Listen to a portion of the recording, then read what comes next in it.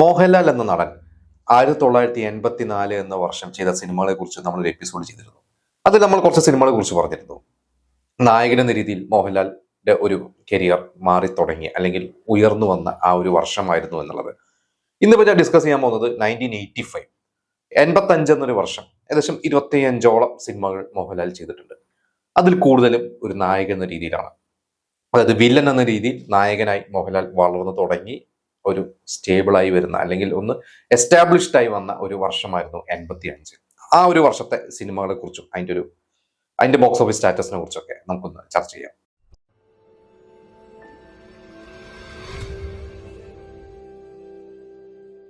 മോഹൻലാലിന്റെ തുടക്കകാലത്ത് എല്ലാം വില്ലൻ വേഷങ്ങളായിരുന്നു ലഭിച്ചിരുന്നത്. ഭൂരിഭാഗവും വില്ലൻ വേഷങ്ങൾ തന്നെയാണ്. അതൊന്നൊരു മാറ്റം വന്നത് പ്രിയദർശന്റെ സിനിമകൾ, അതുപോലെ തന്നെ സത്യൻ അന്തിക്കാടിന്റെ സിനിമകളൊക്കെയാണ് നമുക്കറിയാം. അതിൽ കൂടുതലും പ്രിയദർശൻ തന്നെയാണ്. പൂച്ചക്കുരി മൂക്കുത്തി എന്നൊരു സിനിമ തന്നെയാണ് ഒരു ഹ്യൂമർ നടൻ എന്ന രീതിയിൽ മോഹൻലാലിന് ഒരു ഒരു ഒരു പേര് കിട്ടിയത്.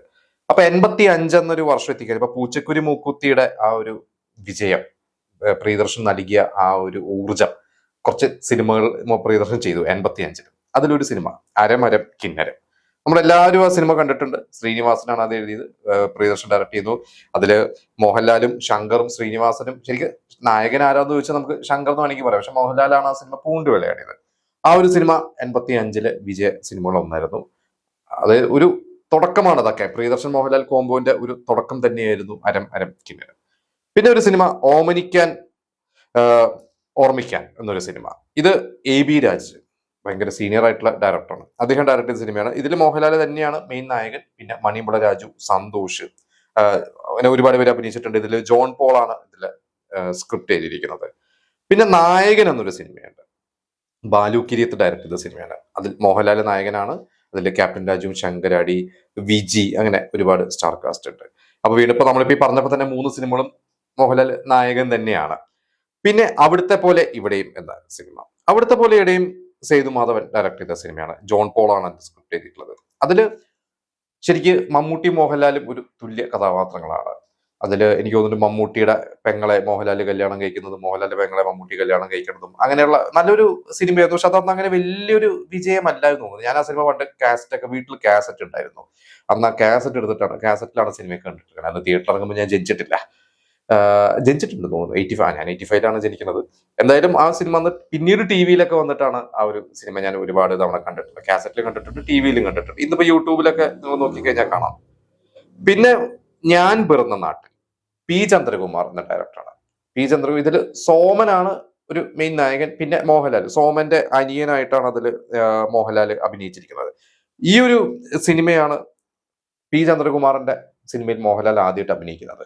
ഇത് കഴിഞ്ഞിട്ടാണ് ഉയിരും ഞാൻ നാടാകെ എന്ന സിനിമ മോഹൻലാൽ ചെയ്യുന്നത്. അത് ഈ ഒരു സിനിമയുടെ ഷൂട്ട് സമയത്താണ് ആ ഒരു സിനിമയിലോട്ടുള്ള ഒരു അവസരം മോഹൻലാൽ ചോദിച്ചു മേടിച്ചത്. നമ്മൾ അതിനെ കുറിച്ച് ഒരു എപ്പിസോഡ് ചെയ്തിട്ടുണ്ടായിരുന്നു. ഞാൻ പിറന്നാട്ടിൽ എനിക്ക് ഒരു ആവറേജ് വിജയമായിട്ട് പോയ ഒരു സിനിമയാണ്. പിന്നെ ഒന്നാനാം കുന്നിൽ ഓരടി കുന്നിൽ, വീണ്ടും പ്രിയദർശൻ എഴുതി സംവിധാനം ചെയ്ത ഒരു സിനിമയാണ്. അതിൽ മോഹൻലാലും ശങ്കറും അവർ രണ്ടുപേരും ഈക്വൽ ഇമ്പോർട്ടൻസ് തന്നെയാണ്. പക്ഷെ എനിക്ക് തോന്നുന്നു ഒരു പടിക്ക് അവിടെ ക്ലൈമാക്സ് ഒക്കെ എത്തുന്ന സമയത്ത് മോഹൻലാൽ കുറച്ച് സ്കോർ ചെയ്തിട്ടുണ്ട്. ഞാൻ കുറെ മുമ്പ് കണ്ടിട്ടുള്ളതാണ്. അതൊന്നും അങ്ങനെ വലിയൊരു വിജയമല്ല. പക്ഷെ എനിക്കൊരു ഹ്യൂമറിനെക്കാട്ടും കൂടുതൽ കുറച്ചൊരു സെക്കൻഡ് ഹാഫ് ഒക്കെ കുറച്ചൊരു കഥ പറയുന്ന ഒരു രീതിയിലുള്ള വേറൊരു കുറച്ചൊരു ഡെപ്ത് ഉള്ള ഒരു കഥയിലേക്കൊക്കെ ആ സിനിമ പോയി. അതാണെന്ന് തോന്നുന്നു, കുറച്ച് മുമ്പ് കണ്ടിട്ടുള്ളതാണ്.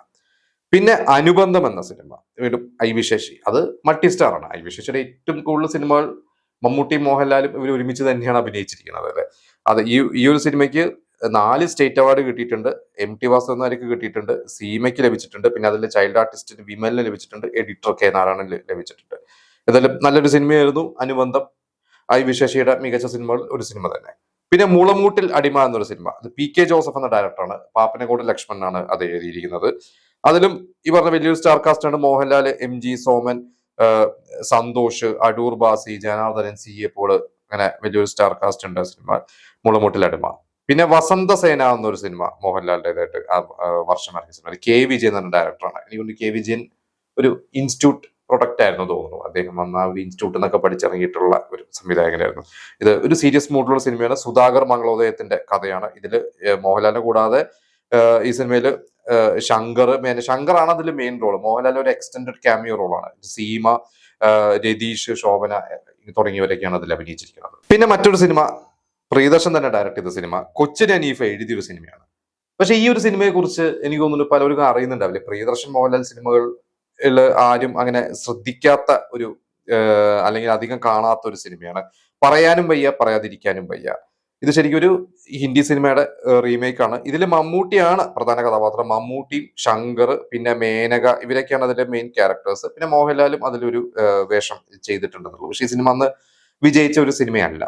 പിന്നെ ഗുരുജി ഒരു വാക്ക്, രാജൻ ചങ്ക്രാടി ഒരുപാട് വർഷക്കാലം അസോസിയേറ്റ് ഡയറക്ടർ ആയിരുന്നു അദ്ദേഹം. അതിനുശേഷം ഈ സിനിമ ഡയറക്ട് ചെയ്ത ശേഷവും സ്ഥിരമായിട്ട് അസോസിയേറ്റ് ഡയറക്ടറായിട്ട് വർക്ക് ചെയ്തിട്ടുണ്ട്. ജോഷിയുടെ സിനിമകളായിരുന്നു കൂടുതൽ.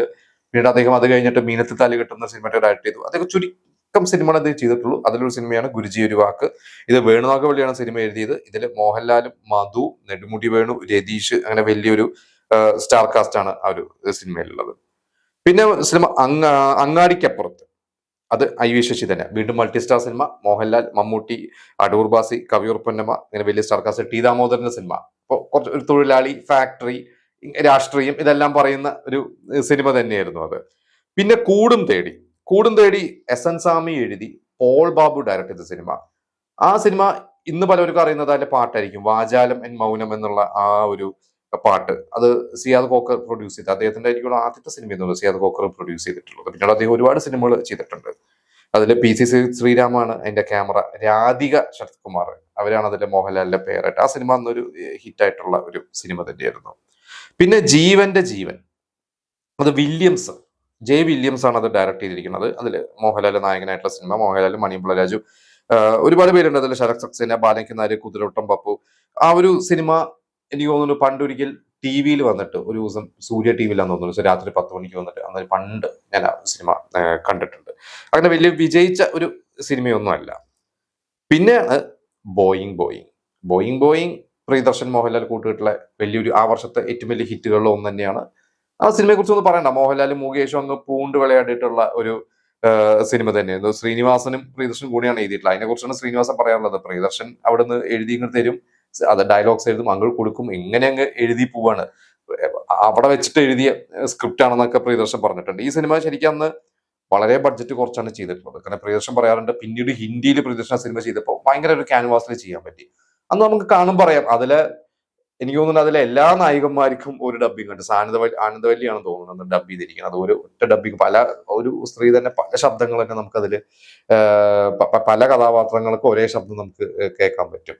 ബോയിങ് ഇറങ്ങുന്ന ദിവസം അങ്ങനെ വലിയ തിരക്കില്ലായിരുന്നു. എനിക്ക് ആ സിനിമ ഇറങ്ങിയ ദിവസം തന്നെ മമ്മൂട്ടി, മോഹൻലാലൊക്കെ അഭിനയിച്ച മറ്റു വലിയ സംവിധായകരുടെ സിനിമകളുണ്ട്. എന്നിട്ട് പോലും ബോയിങ് പിന്നീട് അങ്ങ് കത്തിക്കേറി അങ്ങ് സൂപ്പർ ഹിറ്റ് ആവാണ് ഉണ്ടായത്. പിന്നെ ഉയരും ഞാൻ നാടാകെ. നേരത്തെ നമ്മൾ പറഞ്ഞു, ഞാൻ പിറന്ന നാട്ടിൽ എന്ന സിനിമ ഷൂട്ട് നടന്നുകൊണ്ടിരിക്കുമ്പോഴാണ് മോഹൻലാൽ ചെയ്ത വേഷമാണ്. ആ സിനിമ പി ചന്ദ്രകുമാർ ഡയറക്ട് ചെയ്ത സിനിമ. ഗംഭീര സിനിമ തന്നെയായിരുന്നു അത്. ആ കാലഘട്ടത്തിൽ മോഹൻലാൽ ഭയങ്കര വ്യത്യസ്തമായിട്ടുള്ള ഒരു ക്യാരക്ടറായിരുന്നു ധാരപ്പൻ എന്ന ക്യാരക്ടർ. അതിൽ വേണുനാഗവള്ളിയും അങ്ങനെ ഒരുപാട് സ്റ്റാർ കാസ്റ്റ് ഉണ്ട് അതിൽ ആ സിനിമയിൽ. പക്ഷെ നല്ല ഒരു സിനിമ തന്നെയായിരുന്നു. മോഹൻലാലിന് നല്ല അതിഗംഭീരമായിട്ടുള്ള റോള് കിട്ടി. ആ ഒരു സിനിമയ്ക്ക് മോഹൻലാൽ അന്ന് ക്രിട്ടിക്സ് അവാർഡ് അങ്ങനെ എന്തൊരു അവാർഡൊക്കെ കിട്ടിയിട്ടുണ്ട്. പക്ഷെ അതിൽ പാട്ടുകളും ഭയങ്കര ഹിറ്റായിരുന്നു, സിനിമയും ഭയങ്കര ഹിറ്റായിരുന്നു. അതിലെ മോഹൻലാലിന്റെ ഡെഡിക്കേഷനെ കുറിച്ചും മോഹൻലാൽ അതിന് വേണ്ടി എടുത്ത കഷ്ടപ്പാടിനെ കുറിച്ചൊക്കെ എല്ലാവരും പറയാറുണ്ട്. ഞാനും ഈ സിനിമ പി ചന്ദ്രകുമാറിന്റെ ഇന്റർവ്യൂവിന് ശേഷമാണ് ഞാനത് യൂട്യൂബിൽ എടുത്ത് കണ്ടിട്ടുള്ളത്. അപ്പോൾ മോഹൻലാൽ കഷ്ടപ്പെട്ടതിന്റെ ഒരു ഫലം മോഹൻലാലിന് കിട്ടി എന്നുള്ളതാണ്. എനിക്ക് നിങ്ങൾ പലരും ആ സിനിമ കണ്ടിട്ടുണ്ടോ? കണ്ടിട്ടില്ലെങ്കിൽ ഒന്ന് ജസ്റ്റ് ഒന്ന് കണ്ടു നോക്കാവുന്ന ഒരു കൊച്ചു സിനിമ. കാരണം മോഹൻലാലൊക്കെ അഭിനയിച്ച ആ കാലഘട്ടത്തിലെ മോഹൻലാൽ എടുത്ത കഷ്ടപ്പാടൊക്കെ അറിയണമെങ്കിൽ ഇങ്ങനത്തെ സിനിമയൊക്കെ ഇടയ്ക്ക് കണ്ടു നോക്കിയാൽ മതി. പിന്നെയുള്ള സിനിമ കരിമ്പിൻ പൂവിനക്കരയിൽ ശരിക്കും മോഹൻലാൽ ഒരു നെഗറ്റീവ് റോളാണ്. മമ്മൂട്ടിയാണ് അതിലെ നായകൻ. ഐ.വി. ശശി ഡയറക്ട് ചെയ്ത് പത്മരാജന്റെ സ്ക്രിപ്റ്റ് ആണ്. അതിൽ മോഹൻലാൽ ഒരു പാവം പോലെ വന്ന് പിന്നെ ഒരു കൊടും വില്ലനാവുന്ന, നമ്മൾ ആ സിനിമ നിങ്ങൾ പലരും കണ്ടിട്ടുണ്ടാവും. എനിക്ക് തോന്നുന്നു മോഹൻലാൽ മമ്മൂട്ടി കോംബോയിലെ ശക്തമായിട്ടുള്ള കുറച്ച് ക്യാരക്ടർ സിനിമകൾ എടുത്തു കഴിഞ്ഞാൽ ഒരു 19 സിനിമകൾ മുകളിൽ അവർ ചെയ്തിട്ടുണ്ട്. പക്ഷെ ശക്തമായിട്ടുള്ള ഒരു 10 സിനിമ എടുത്തു കഴിഞ്ഞാൽ അതിലൊരു സിനിമ എന്തായാലും കരിമ്പിൻ പൂവിനക്കരയുണ്ട്. അതിലെ മോഹൻലാലിന്റെ ക്യാരക്ടറും അതിഗംഭീരമായിട്ടുള്ള ക്യാരക്ടർ. എനിക്ക് മോഹൻലാൽ അപ്പോഴേക്കും നായകനൊക്കെ ആയിട്ട് വന്നു, എന്നിട്ടും ഈ ഒരു സിനിമയൊക്കെ ചെയ്തു എന്നുള്ളത് ആ പത്മരാജന്റെ ഒരു സ്ക്രിപ്റ്റും ഐ.വി. ശശിയോടുള്ള ഒരു ബന്ധവും ഒക്കെ തന്നെയായിരിക്കും. പിന്നെ വീണ്ടും ഐ.വി. ശശിയുടെ തന്നെ മറ്റൊരു സിനിമയാണ് ഇടനിലങ്ങൾ, എം.ടി. വാസുദേവൻ സിനിമ. അത് ഈ മൾട്ടി സ്റ്റാർ പടമാണ്. മോഹൻലാലും സീമയും മമ്മൂട്ടിയും എല്ലാവരും കൂടി ഒരുമിച്ചിട്ടുള്ള ഒരു സിനിമ തന്നെയായിരുന്നു ഇടനിലങ്ങൾ.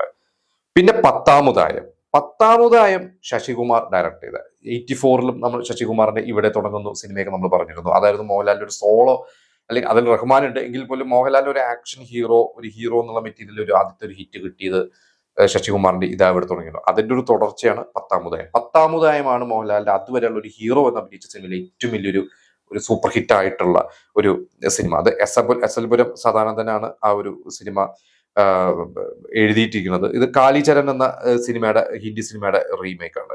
ഡെന്നിസ് ജോസഫ് ഒരിക്കൽ പറഞ്ഞിട്ടുണ്ട്, രാജാവിന്റെ മകനല്ല ശരിക്കും മോഹൻലാലിന്റെ ആദ്യത്തെ ഒരു ആക്ഷൻ ഹീറോ എന്നുള്ള രീതിയിൽ സൂപ്പർ ഹിറ്റ് ഈ ഒരു സിനിമ തന്നെയാണ് പത്താമുദായത്തിൽ. എനിക്ക് പത്താമുദായം ഇപ്പോഴും ഓർമ്മ, നിങ്ങൾ പലരും കണ്ടിട്ടുണ്ട് ടി വിയിൽ. അതിൽ നമ്പർ 17 എന്ന് മോഹൻലാൽ അതിൽ എഴുതുമ്പോൾ അതിങ്ങനെ മറഞ്ഞു വന്ന്, അതായത് കൃത്യമായിട്ട് എനിക്ക് ഓർമ്മയില്ല, അതിൽ നമ്പർ 17 എന്നുള്ളത് പിന്നീട് തിരിഞ്ഞു വരുമ്പോൾ ലയൺ, ആ ലയൺ എന്നുള്ളത് ടി ജി രവിയുടെ ഒരു പേരാണ്. അങ്ങനെയാണ് ടി ജി രവി അതിലൊരു വില്ലനാണെന്നുള്ളത് മോഹൻലാലിന്റെ കഥാപാത്രം മനസ്സിലാക്കുന്നത്.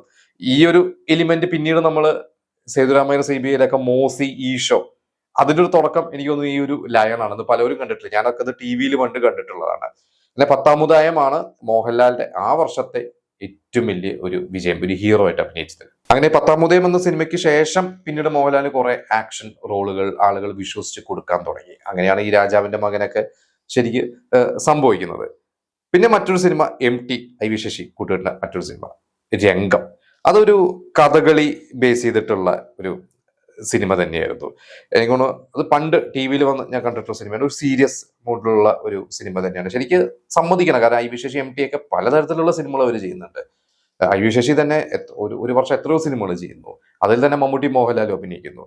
ഈ ഒരു സിനിമയിൽ മോഹൻലാൽ അപ്പൂണ്ണി എന്ന് പറഞ്ഞ ക്യാരക്ടർ അന്ന് ഭയങ്കര ശ്രദ്ധിക്കപ്പെട്ട ക്യാരക്ടർ, ബോക്സ് ഓഫീസ് ഹിറ്റ് ഒന്നുമില്ല, പക്ഷെ നല്ലൊരു ക്യാരക്ടർ ആയിരുന്നു. അതിൽ ശോഭനയും അതുപോലെ തന്നെ രവീന്ദ്രൻ, അടൂർ ബാസി, രാഘവൻ, വലിയൊരു സ്റ്റാർ കാസ്റ്റ് ആ ഒരു സിനിമയിലുണ്ടായിരുന്നു. പിന്നെ കണ്ടു കണ്ടറിഞ്ഞു എന്ന സിനിമ. ഈ കണ്ടു കണ്ടറിഞ്ഞു അത് ഞാൻ പണ്ട് ടി വിയിൽ വന്നപ്പോൾ കണ്ടിട്ടുണ്ട്. സാജൻ, ചക്കരയുമ്മ സാജൻ എന്ന് പറയുന്നത് സാജൻ ഡയറക്ട് ചെയ്തിട്ടുള്ള സിനിമയാണ്. SN സ്വാമി, പ്രഭാകരൻ പുത്തൂരും കൂടിയാണ് എഴുതിയിട്ടുള്ളത്. കണ്ടു കണ്ടറിഞ്ഞു ഒരു വലിയ സ്റ്റാർ കാസ്റ്റ് ആണ്. അതിൽ മമ്മൂട്ടിയാണ് ശരിക്കും ഒരു നായകൻ എന്ന് പറയാം. മമ്മൂട്ടി, മോഹൻലാൽ, റഹ്മാൻ, നാദിയ മൊയ്തു, മേനക, ലാലുലക്സ്, പിന്നെ വലിയൊരു സ്റ്റാർ കാസ്റ്റ് ഉണ്ട്. എനിക്ക് തോന്നുന്നത് അതിൽ മമ്മൂട്ടിയുടെ അച്ഛനെ കൊന്നിട്ട് മോഹൻലാൽ ജയിലിൽ പോകുന്നു. അതായത് മോഹൻലാൽ ശരിക്കും മമ്മൂട്ടിയുടെ അളിയനാണ്, പെങ്ങളുടെ ഭർത്താവാണ്, മേനകയുടെ ഭർത്താവാണ്. പിന്നെ റഹ്മാൻ അനിയൻ, റഹ്മാന്റെ പേരായിട്ട് നാദിയ, അങ്ങനെ വലിയ സ്റ്റാർ കാസ്റ്റ്. ആ സിനിമയും ഭയങ്കര ഹിറ്റായിരുന്നു. എനിക്കൊന്നും അതിലെ ഒരു പാട്ട് മോഹൻലാൽ മാള അരവിന്ദനും കൂടി നീ എറിഞ്ഞോ മേലെമാനത്തെ, അതാ സിനിമയിലെ പാട്ടാണ്. ആ ഒരു പാട്ടും ഭയങ്കര ഹിറ്റായിരുന്നു. ആ വർഷം ഇറങ്ങിയ ഭയങ്കര ഒരു ഹിറ്റായിട്ടുള്ള ഒരു സിനിമയുടെ ഒരു സിനിമ തന്നെയായിരുന്നു. മോഹൻലാൽ ഭയങ്കരമായിട്ടുള്ള ഗുണം ചെയ്തിട്ടുള്ള സിനിമ തന്നെയാണ് കണ്ടു കണ്ടറിഞ്ഞു. പിന്നെ മറ്റൊരു സിനിമയാണ് 7 മുതൽ 9 വരെ, ഹിറ്റ് മേക്കർ ശശികുമാറിന്റെ തന്നെ സിനിമ. ഈ സിനിമ മോഹൻലാൽ മാത്രമല്ല, മോഹൻലാൽ, രതീഷ്, ഞാൻ കുറെ മുമ്പ് കണ്ടിട്ട്, ഞാൻ ഒരിക്കലും എനിക്കൊരു 20 വർഷമെങ്കിലും ഉണ്ടോ സിനിമ കണ്ടിട്ട്. എന്റെ ഒരു ഓർമ്മ ശരിയാണെങ്കിൽ അതിൽ മോഹൻലാൽ അതൊരു ഗുണ്ടയോ ഒരു ജയിൽ പുള്ളിയോ അങ്ങനെ എന്താണ്, ഒരു മർഡർ മിസ്റ്ററി, ഏതോ ഒരു സിനിമാ നടിയോ എന്തോ മരിക്കുന്നതോ അങ്ങനെയുള്ള ഏതോ നടി, അത് അനുരാധ എന്ന നടിയാണെന്ന് തോന്നുന്നു മരിക്കുന്നത്, ഞാൻ മറന്നുപോയി. ഇതിലിപ്പോ ഞാൻ സ്റ്റാർകാസ്റ്റ് നോക്കിയപ്പോ അനുരാധ, ചിത്ര, ഭാഗ്യലക്ഷ്മി ഇവരൊക്കെ അഭിനയിച്ചിട്ടുണ്ട്. ഭാഗ്യലക്ഷ്മി എന്ന് പറഞ്ഞ അന്ന് ഭാഗ്യശ്രീ എന്ന് കൂടി വിളിച്ചിരുന്ന നടിയാണ്. അവരും അതിൽ അഭിനയിച്ചിട്ടുണ്ട്. ഇതില് TG രവി ഉണ്ട്, ക്യാപ്റ്റൻ രാജു, ഉമ്മർ, ജഗതി ശ്രീകുമാർ. എനിക്ക് TG രവിയും ജഗതിയും കുറച്ച് ഹ്യൂമർ സീൻസ് ഒക്കെ ആയിട്ട് ഓർമ്മയുണ്ട്. അതെല്ലാം ഒരു 7 മുതൽ 9 വരെ നടക്കുന്ന ഒരു മർഡറും അതിന്റെ ഒരു അന്വേഷണവും ആരാണ്, ഒരു സസ്പെൻസ് ഒക്കെ ഉള്ള ഒരു സിനിമ തന്നെയാണ്. അത് അങ്ങനെ ബോക്സ് ഓഫീസിൽ അങ്ങനെ വിജയിച്ച സിനിമയല്ലായിരുന്നു എന്ന് തോന്നുന്നു.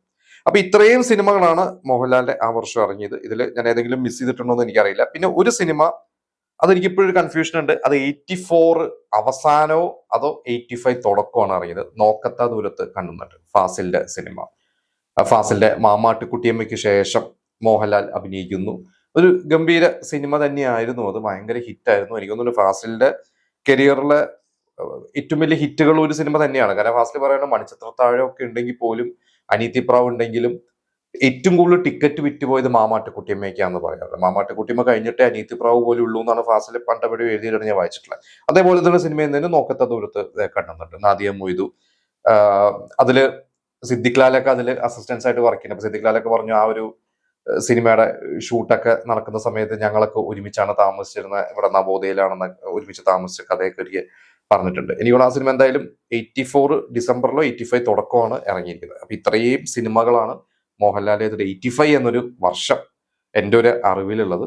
ഇതിൽ പലതരം സിനിമകൾ നമ്മളിപ്പോൾ തന്നെ നോക്കിയപ്പോൾ എത്ര ജോണറുള്ള സിനിമകൾ, ആക്ഷനും ഫാമിലിയും അല്ലെങ്കിൽ ഹ്യൂമർ ഒക്കെ ഉണ്ട്. ഇതിൽ ഒരുപാട് സിനിമകളുണ്ട്. എനിക്ക് പത്താമുദയം നല്ലൊരു സിനിമയാണ്, എനിക്ക് ഭയങ്കര ഇഷ്ടപ്പെട്ട സിനിമയാണ്. ബോയിങ് നല്ലൊരു സിനിമയാണ്. പിന്നെ IV ശശിയുടെ സിനിമകളെല്ലാം നല്ല രസമുള്ള സിനിമകളാണ്. അപ്പൊ ഇതൊന്നും തിയേറ്ററിൽ പോയി കണ്ടിട്ടില്ല. ഞാൻ ജനിച്ച വർഷമാണ് 85 എന്ന് പറയുന്നത്. അപ്പോൾ നിങ്ങൾ ആരെങ്കിലും ഈ സിനിമയൊക്കെ അന്ന് തിയേറ്ററിൽ കണ്ടവരുണ്ടെങ്കിൽ അന്നത്തെ മെമ്മറീസ്, തിയേറ്ററിലെ ഒരു മെമ്മറീസ് ഒക്കെ നിങ്ങൾ ഷെയർ ചെയ്യുക. പ്രത്യേകിച്ച് എനിക്ക് കണ്ടറിഞ്ഞു ആയിരിക്കും അതിൽ ഏറ്റവും കൂടുതൽ ഫാമിലി ഓഡിയൻസ് അന്ന് കണ്ടിട്ടുള്ള മോഹൻലാലിന്റെ സിനിമ. കാരണം മമ്മൂട്ടി മോഹൻലാൽ ഒരുമിച്ച് അഭിനയിച്ച സിനിമ സാജൻ എന്ന ഹിറ്റ് മേക്കറിന്റെ സിനിമ. പിന്നെ 10-ാം സമുദായം ഓഫ് കോഴ്സ് അന്നും എല്ലാവരും തിയേറ്ററിൽ പോയി കണ്ടിട്ടുള്ള സിനിമയായിരിക്കും. പിന്നീട് ടി വിയിൽ വന്നിട്ട് നിങ്ങൾ പലരും കണ്ടിട്ടുണ്ടാവും. എന്തായാലും അതിനെക്കുറിച്ചുള്ള നിങ്ങളുടെ ഓർമ്മകളും നിങ്ങളുടെ അറിവുകളും ഇതിലേതെങ്കിലും ഞാൻ മിസ് ചെയ്തിട്ടുള്ള കാര്യങ്ങളുണ്ടെങ്കിൽ അതൊക്കെ നിങ്ങൾ ഷെയർ ചെയ്യാം.